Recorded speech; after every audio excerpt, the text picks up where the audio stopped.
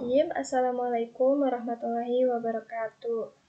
Pertama-tama, marilah kita panjatkan puji serta syukur kita kepada Allah Subhanahu wa Ta'ala yang telah memberikan karunia kepada kita semua sehingga kita masih diberi kesehatan hingga saat ini. Yang terhormat kepada dosen pengampu mata kuliah Sosial Emosional Anak, Bu Fadilah Yuning Tias, dan teman-teman yang saya cintai. Di sini kami dari kelompok 7 akan mempresentasikan tentang perkembangan perilaku positif anak melalui komunikasi verbal, teori kolektivisme dan individualisme, hubungan teman sebaya, dan persahabatan. Dan di sini saya tidak sendiri bersama teman-teman saya. Saya sebagai moderator, sebagai pemateri kedua, dan di sini ada Jelita Dwi Amanda sebagai pemateri pertama, dan ada Febrianti sebagai pemateri ketiga. Langsung saja untuk mempersingkat waktu, kepada pemateri pertama, Jelita Dwi Amanda, saya persilahkan. Baik, di sini saya akan menjelaskan tentang perkembangan perilaku positif anak melalui komunikasi verbal.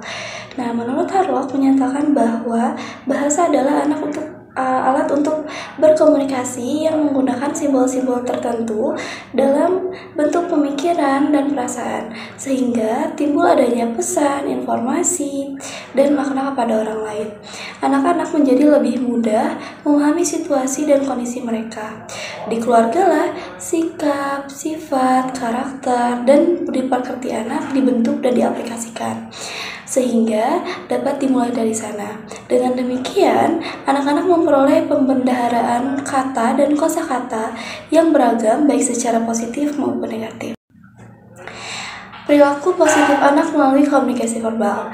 Yang pertama, itu sediakan model atau percontohan bagi anak. Nah, menyediakan contoh bahasa dan kata-kata yang baik dan positif kepada anak sangat membantu meningkatkan pemahaman mereka tentang bahasa lisan dan perkembangan sikap mereka. Contohnya, anak ketika sedang di lingkungan keluarga, terutama ibu seringkali mengajak bicara dengan menggunakan kalimat-kalimat yang positif dan tanpa melarang sedikit pun. Yang kedua adalah mengatakan kata-kata dengan perlahan dan cukup jelas. Nah, ketika kita berbicara dengan anak, haruslah menggunakan suara yang lembut, intonasi jelas artikulasinya, pelan-pelan, dan selalu diulang. Nah, kalimat positif tersebut sangat diinginkan anak ketika ibunya ingin memberikan bimbingan atau arahan tentang baik dan benar. Contohnya, ketika anak sedang makan snack, Dek, kalau udah beres makan snacknya, atau kalau sudah habis snacknya, bungkusnya dibuang ke tong sampah ya. Nah, ketika kita mengutarakan kalimat seperti itu, kita harus menggunakan suara yang lembut, artikulasinya jelas, pelan-pelan, serta diulang. Yang ketiga ada memperkaya pembendaharaan kosakata bagi anak. Nah, semakin sering anak berinteraksi dengan orang lain, maka semakin banyak kosakata yang mereka pelajari. Sebagai contoh, ketika pendidik menggunakan bahasa positif dalam komunikasi sehari-hari, anak akan lebih familiar dengan kata-kata positif dibandingkan kata-kata negatif. Misalnya, ketika pendidik mengatakan jangan berlari, nah anak hanya tahu kata jangan dan berlari. Selanjutnya, ada teori-teori perkembangan perilaku positif anak melalui komunikasi verbal. Yang pertama, ada teori behaviorisme. Nah, teori ini terbentuk melalui pengkondisian. Komunikasi verbal berperan dalam mengutamakan positif atau negatif.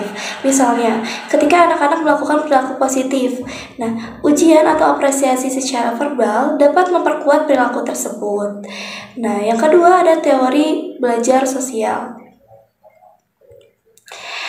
dari Albert Bandura. Nah, menyatakan bahwa belajar melalui observasi dan imitasi. Komunikasi verbal penting karena orang tua atau guru memberikan model perilaku positif melalui kata-kata dan ekspresi verbal.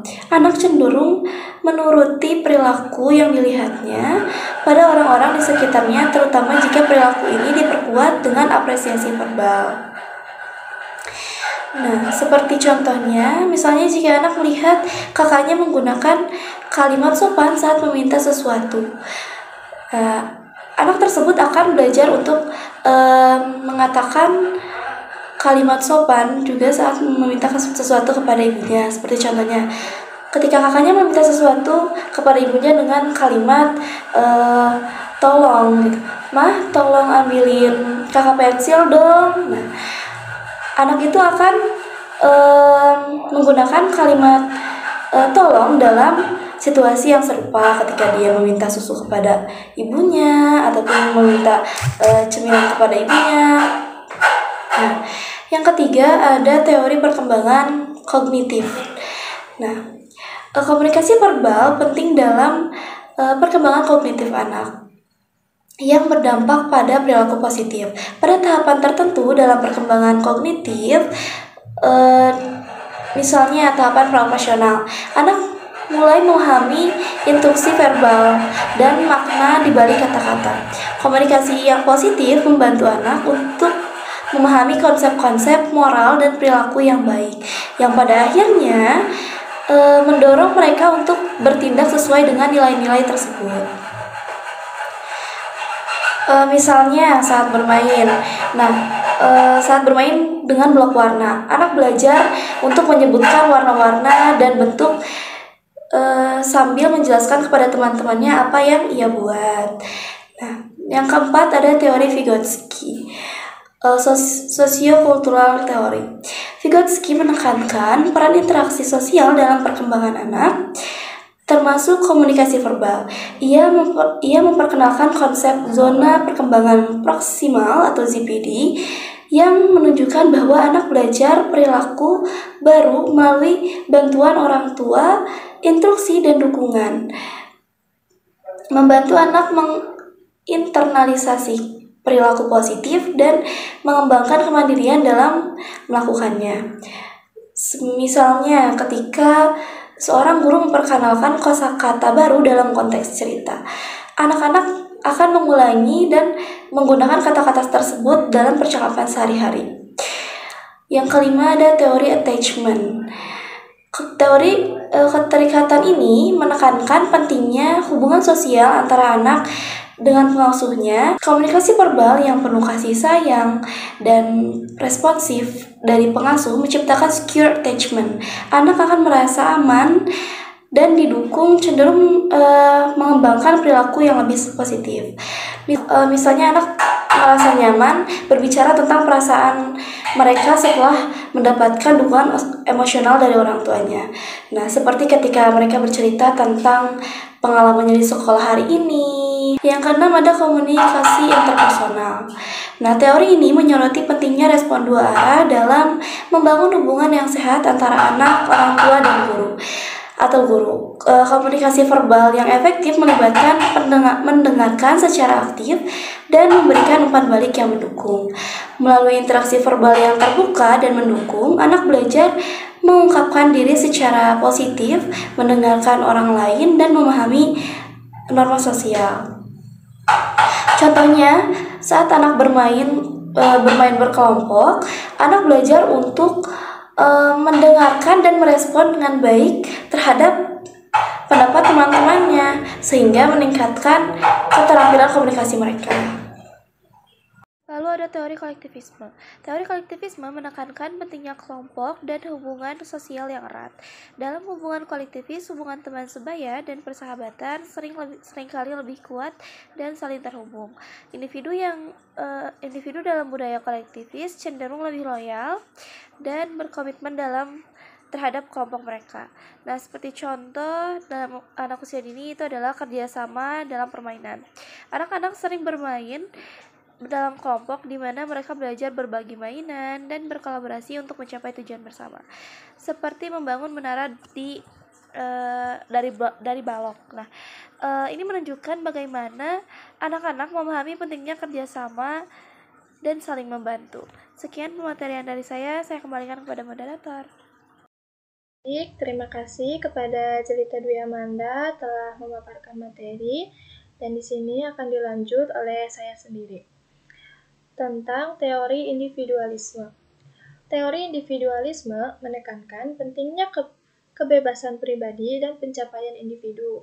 Dalam konteks hubungan teman sebaya, individualisme menganut nilai-nilai individualisme cenderung memilih teman sebaya berdasarkan kepentingan pribadi dan kesamaan minat. Persamaan dalam budaya individualisme tergolong sangat longgar dan didasarkan pilihan pribadi serta manfaat yang diperoleh oleh hubungan tersebut. Jadi, individualisme sifat yang mementingkan diri sendiri dan tidak peduli terhadap orang lain, sehingga mengingkari kodrat manusia sebagai makhluk sosial. Sikap individualisme juga bisa digolongkan pada sikap egois yang ingin selalu mempertahankan keinginannya dan cenderung tidak ingin diganggu oleh orang lain. Di sini ada contoh untuk individualisme, yaitu yang pertama, ada kurangnya berkomunikasi dengan orang lain. Yang kedua, kurangnya peduli dengan kepentingan orang lain. Yang ketiga, kurangnya berinteraksi dengan orang lain meskipun sering bertemu. Yang keempat, tidak mau membantu orang lain yang membutuhkan pertolongan. Dan yang kelima, yaitu mengutamakan kepentingan pribadi di atas kepentingan bersama. Yang keenam, yaitu mengabaikan nilai-nilai kebersamaan dan gotong royong. Adapun beberapa faktor yang bisa menyebabkan anak menjadi individualisme adalah yang pertama, kurangnya dorongan untuk bersosialisasi. Yang kedua, menggunakan gadget yang berlebihan.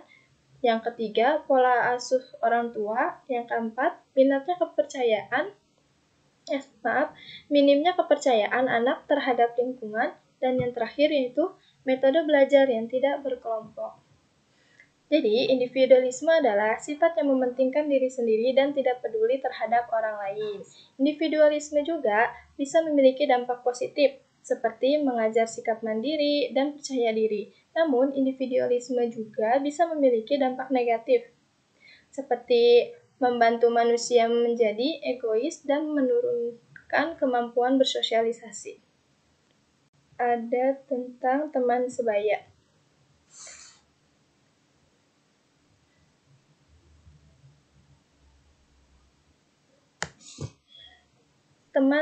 Sandrock juga mendefinisikan teman sebaya yaitu orang dengan tingkat umur dan kedewasaan yang kira-kira sama. Maka dapat dikatakan bahwa teman sebaya adalah hubungan antara satu anak dengan anak yang lain dengan tingkatan usia yang sama serta melibatkan keakraban yang besar untuk saling mempengaruhi antara satu dengan yang lain. Jadi berdasarkan beberapa pendapat di atas dapat disimpulkan bahwa faktor-faktor yang mempengaruhi kelompok teman sebaya adalah penampilan, perbuatan, kemampuan fisik, sikap, sifat, dan perasaan, pribadi, pemurah, suka bekerja sama, membantu, dan memikirkan anggota lain, dan bertanggung jawab. Dan selanjutnya yaitu ada faktor-faktor teman sebaya. Teman sebaya merupakan satu kenyataan adanya anak yang diterima ataupun ditolak oleh teman sebayanya. Berkenan hal tersebut, Hasman mengemukakan bahwa teman sebaya memiliki faktor-faktor yang menyebabkan diterimanya atau ditolaknya oleh anak dalam berinteraksi dengan teman sebayanya, yaitu yang pertama, ada faktor-faktor seseorang yang diterima oleh teman sebayanya. Ada 4 poin, yaitu yang pertama, penampilan dan perbuatan antara lain, berperilaku baik, dan aktif dalam kegiatan-kegiatan kelompok. Yang kedua, kemampuan berpikir antara lain mempunyai inisiatif atau ide-ide yang positif dan selalu mementingkan kepentingan kelompok. Yang ketiga, sikap, sifat, dan perasaan antara lain bersikap sopan, peduli terhadap orang lain, dan penyabar dan tidak egosentrik. Yang kedua yaitu ada faktor-faktor seseorang yang tidak diterima oleh teman sebayanya. Ada 4 poin juga. Yang pertama yaitu penampilan dan perbuatan antara lainnya sering menentang, pemalu, dan senang menyindir. senang menyendiri. Yang kedua yaitu kemampuan berpikir, antara lain yaitu malas. Yang ketiga, sikap dan sifat antara lainnya egosentrik, suka melanggar peraturan, dan suka menguasai anak lain. Dan yang terakhir yaitu ciri lain antara lain faktor murah yang terlalu jauh dengan teman-teman sebayanya. Nah, jadi menerima atau menolak dalam kelompok teman sebaya memiliki arti penting bagi seorang anak atau remaja yang mempunyai pengaruh kuat terhadap pikiran, sikap, perasaan, dan perbuatan anak. Seorang anak akan merasa berharga dan berarti serta dibutuhkan oleh kelompoknya jika diterima dalam kelompok sebayanya. Begitupun sebaliknya bagi anak yang ditolak oleh kelompoknya akan menimbulkan rasa kecewa akibat penolakan dan pembiasaan tersebut. Cukup sekian pemateri dari saya dan akan dilanjut oleh Febrianti. Kepadanya saya persilahkan. Terima kasih kepada moderator. Di sini saya akan menjelaskan tentang persahabatan. Nah, menurut King 2010, persahabatan merupakan hubungan yang dibangun oleh manusia.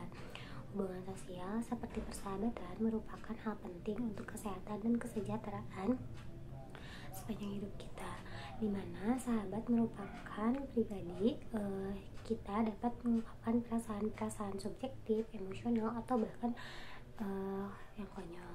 Nah, sahabat juga merupakan tempat kita untuk mengeluarkan unek-unek atau tempat kita mencurahkan apa yang sedang dirasakan oleh kita. Nah, sebuah persahabatan juga dengan kualitas yang tinggi ditandai dengan tingginya tingkat perilaku tolong-menolong, keakraban, dan perilaku positif lainnya.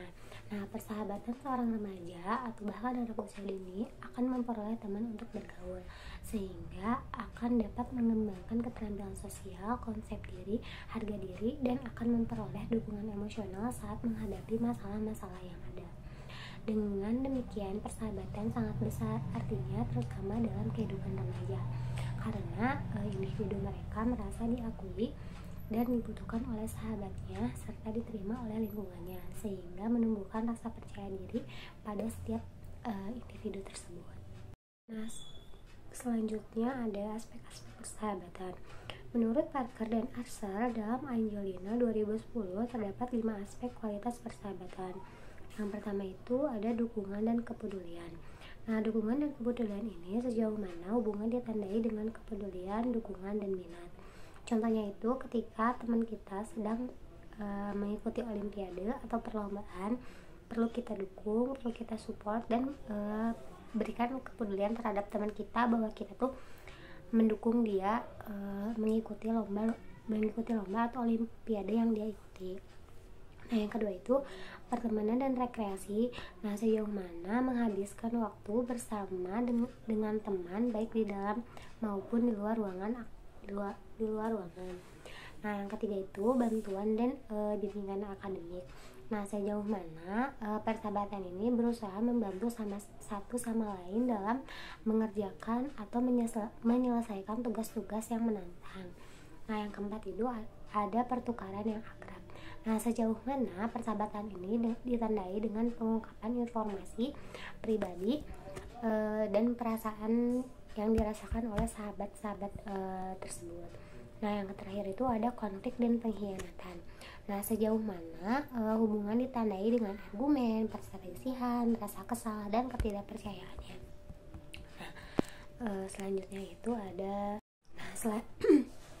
selanjutnya itu ada faktor-faktor pembentukan persahabatan.